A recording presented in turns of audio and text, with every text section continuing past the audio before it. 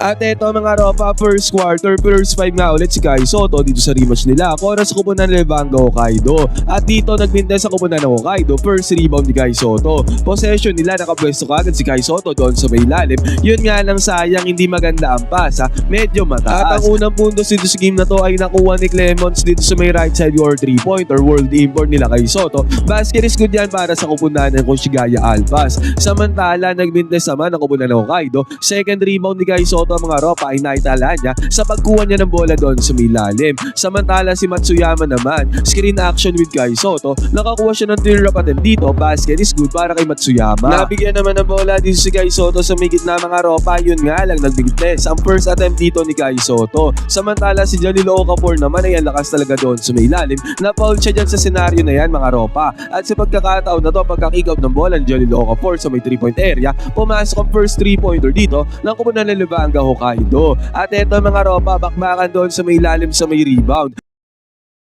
Ang ibabaw si Kai Sotto dyan sa offensive rebound mga ropa at eventually na-foul nga siya dyan. Isang free throw na pasok dito ni Kai Sotto. At ang first field goal dito ni Jalil Okafor mga ropa ay nakuha niya sa perimeter jumper, basket is good. Samantala nakapasok naman ang 3-pointer dito ang kumunan ng Koshigaya Alpas. 10-6 ang talaan dito mga ropa, alamang ang Alpas. Nakapag-commit ng fouls dito ang Koshigaya Alpas mga ropa, dalawang possessions na kumunan ng Levanga Hokkaido. Back-to-back fouls ang inumit dyan ng kumunan ng Koshigaya Alpas, kaya nagkaroon ng free throws dyan ng kumunan ng Levanga Hokkaido. Samantala nabigyan naman ng touch itong si Kai Sotto dito sa may perimeter. Yun nga lang mga ropa, hindi pa pumasok ang tirada dito ni Kai Sotto. At sa pangalawang pagkakataon mga ropa ay nabigyan ulit ng bola si Kai dito sa may perimeter ulit mga ropa at binabantayan na siya dito ni Jalil Okafor. At kitang-kita natin mga ropa, pinanis dyan ni Kai Sotto ang depensa ni Jalil Okafor gamit ang kanyang hook shot, basket is good para kay Kai Sotto.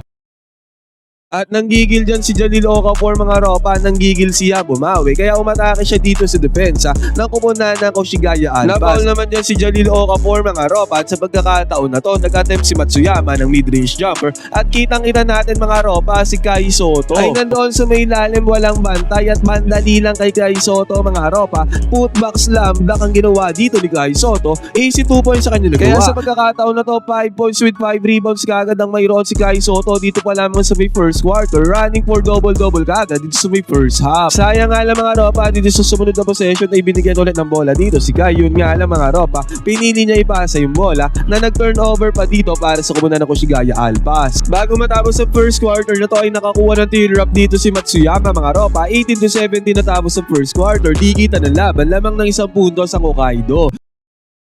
Samantala, pagbubukas naman ng second quarter, buena mano si Martin ng world import nila Kai Sotto ay nakakuha ng perimeter jumper dito, basket. Samantala, nagmintes naman ang kupunan ng Hokkaido, monster rebound na ginawa dyan ni Kai Sotto. At dito sa may transition mga ropa, nakakuha na naman ng offensive rebound dito si Kai Sotto. Nakuha niya ang putback para sa easy 2 points, basket is good. At ganun ulit mga ropa, nagmintes ulit ang tirada ng kupunan ng Hokkaido. Again mga ropa, another rebound na naman ang nagawa ni Kai Sotto. Sayang nga lang yung pasa ni Kai Sotto papunta dito sa may 3-point area ay hindi na i-convert ng kanilang world import. Mindes ang tirada dyan. Samantalang ang Hokkaido naman mga ropa ay nagkaroon ng mini run dito. Nakapasok sila ng 3-pointer, basket is good. At after nyan yung signature hook shot dito ng player na to ng Levanga Hokkaido ay pumasok. At nagbakbakan ng rebound doon sa may lalim. Napanis dyan si Kai Sotto doon sa may lalim sa may offensive rebound. Easy 2 points ulit na nagawa dyan ng Levanga Hokkaido.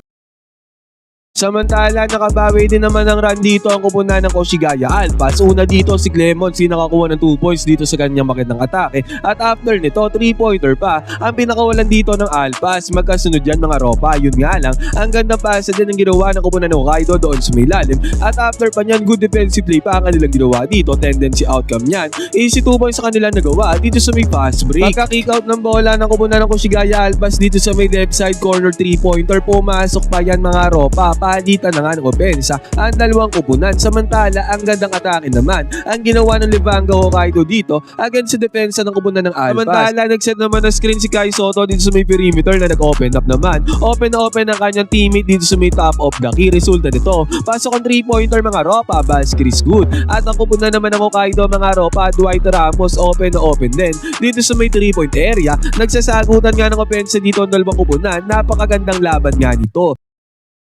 Napakagandang balasa naman ng bola ang ginawa dito ng Kushigaya Alpas ng mga ropa at nag-end up ang bola sa kamay dito ni Kai Soto. Teardrop shot ang kanyang ginawa dito mga ropa para sa easy 2 points basket is good. Nakabawi naman dyan ang kupunan ng Levanga Hokkaido. Sagutan nga sila sa opensa mga ropa, napakaganda ng laban na to. Pagka-kick out ng bola sa may 3-point area, na-convert yan ang kupunan ng Kushigaya Alpas, easy money. At grabe ang ginawang teardrop shot dito ng kupunan ng Levanga Hokkaido mga ropa, napakalupit niya, napakaganda niyang teardrop shot na yan. At sa pagkakataon na to mga ropa, Kai Soto may hawak ng bola dito sa may perimeter. Kitang-kita natin napakagandang basa ang ginawa niya ni Kai Soto. Tendency outcome niyan, easy 2 points na nagawa dito ng kupunan ng Kushigaya Alpas. Ang lupit, ang ganda, ang stylistic highlight play ang ginawang basa na yan ni Kai Soto. At after nito nakasagot naman dyan ang kupunan ng Levanga Hokkaido. Palitan nga sila sa offense mga ropa, walang nagpapatalo dito. Pero sa pagmamando ng bola dito ng Kushigaya Alpas, nahanap ulit nila itong si Kai Soto. Slam dunk naman ang ginawa dito ni Kai mga ropa, alley-oop play. Malahalimaw na slam dunk ang ginawa dito ni Kai Soto para sa easy 2 points, basket is good. Bago matapos sa second quarter ng first half na to, nakapukol ng 3-pointer dito ang kupunan ng Levanga Hokkaido, basket is good. Yun nga lang, bumawi din dyan ang 3-pointer ang kupunan ng Kushigaya Alpas. 48-46 natapos ang first half na to mga ropa, lamang ang Alpas. Pagbubukas ng third quarter, dalawang free throws ang binanatan dito ni Kai Soto, parehas pumasok yan. Good attack ang ginawa dito ng Levanga Hokkaido mga ropa, hindi nagpatalo dyan ang kupunan ng Kushigaya Alpas. Nice attack din ang kanilang ginawa. Nag-pick and roll gameplay dito ang Kushigaya Alpas, si Kai Soto naging recipient ng pass. Sayang nga lang, hindi na-convert ni Kai Soto ang kanyang teardrop attempt dito. Deep 3-pointer naman ang pinasok dito ng kupunan ng Kushigaya Alpas mga ropa. 55-50 ang score pagbubukas ng third quarter. Lumamang nga ng 5 points dyan ng Kushigaya Alpas mga ropa. Yun nga lang, si Jalil Okafor ay nag-take over mode dito. Nakakuha siya dyan ng 2 boys, basket is good. Sabay basic lang na perimeter jumper ang ginawa dito ng World Import ng kupunan ng Levanga Hokkaido. Samantala, nagmimintas naman dito ang kupunan ng Kushigaya Alpas at Jalil Okafor na naman ang nakakuha ng puntos doon sa may fast break. 56-55 ang score mga ropa, na pa-time out yan si Coach Ansay.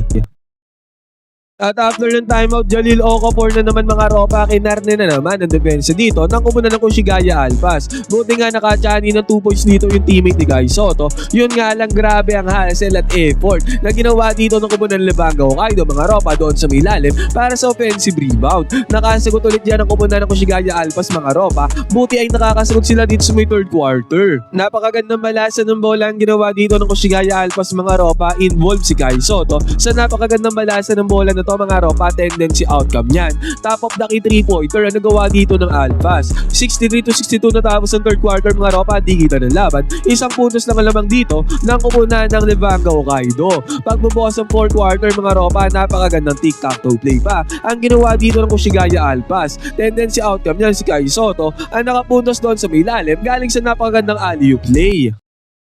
Nagmintas ang unang tirada dito ni Yellowware ni San Goku mga ropa. Yung pangalawang tirada naman ay pumasok dito para kay San Goku. Samantala, ang ganda depensa naman ang ginawa dito ni Kai Soto. Block ang tirada ng kalaban mga ropa doon sa kanilang opensa. Nabigyan siya ng bola dito sa may perimeter. Muntikan maagaw yan mga ropa, pero hindi yan inaya ni Kai Soto. Tendency outcome yan. Slam dunk ang ginawa dito ni Kai Soto sa depensa ng kupunan ng Levanga Hokkaido. At ang malupit pa dito mga ropa, dito sa may transition, si Clemons ay nakakuha pa ng walang kaabog-abog na 3-pointer. Pumasok yan para kay Clemons. At ang malapit pa dyan, si Martin naman ay nakakuha ng good defensive stop dito against sa offensa ng kupunan ng Levanga Hokkaido. At sa pagbalasa ng bola dito mga ropa, ang gandang pasa ang ginawa dito ni Kai Soto. Straight ang pasa niya papunta sa open na si Matsuyama. Pumasok ang 3-pointer dito ni Matsuyama mga ropa, easy money. Kaya sa isang iglap naging 72-68 ang score dito mga ropa, lamang na dyan ang team nila Kai Soto. Nagpalitan naman na mintes dito sa may long range bomb ang dalawang kupunan mga ropa.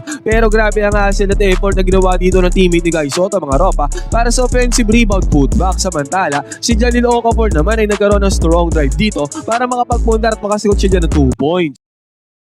At sa senaryo na to, nagkaroon ng napakaganda defensive play dito ang kupunan ng Levanga Hokkaido mga ropa. Nakapagpundar sila ng clutch shot sa pagkakataon na to dito sa may fast break. Samantala, buti na lamang nataise ng teammate dito ni Kai Soto, si Martin, yung World Import. Ang depensa ng Levanga Hokkaido doon sa may ilalim, sayang nga lang doon sa may sumunod na possession nila. Hindi na-handle ni Kai Soto dito ang pasa ng kanyang teammate. Turnover ang nangyari dito para sa kupunan ng Kushigaya Alpas. 76-72 pa rin naman ang score dyan mga ropa, pero minuto na lamang ang natitira dito sa may game na to. Pero dahil crucial moment na nga to mga ropa, si Jalil Okafor ay dumiskarte na dito para sa koponan ng Hokkaido. Nakakuha naman ng 2 points dyan si Jalil Okafor. Samantala si Matsuyama naman ay sobrang lupit ng ginawa dito. Nakakuha siya ng perimeter jumper, mahirap na tirada yan. Pero mabilisan lang ay nakasugot naman ng koponan ng Hokkaido mga ropa sa tirada na yon ng koponan ng Koshigaya Alpas. Ang gandang pagmamando naman ng bola ang ginawa dito ni Matsuyama mga ropa, at ang tendency outcome niyan ay pasa niya yung bola papunta kay Kai Soto.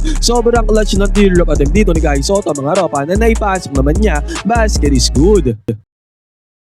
Nakakuha naman ng free throws dito ang koponan ng Levanga Hokkaido mga ropa, at ang dalawang free throws ay pumasok sa kanila. 80-78 ang score dito mga ropa, dikitan pa din ang laban. Hindi pa talaga nakakasigurado dyan ang koponan ng Alpas kung sila mananalo din sa big game na to. Nagka-kick out ng bola ni Kai Soto sa may 3-point area mga ropa. Good decision play naman to dahil open ang kanyang teammate. Yun nga lang mga ropa, nagmintes ang tirada dito ng koponan ng Koshigaya Alpas. Ngayon possession ng koponan ng Levanga Hokkaido mga ropa, 80-78 nga ang score dito. Napakagandang atake pa ang ginawa dyan mga ropa, kaya nakapagpundar din sila dito ng 2 points. Sa pagkakataon na to, naging all 80 ang score mga ropa.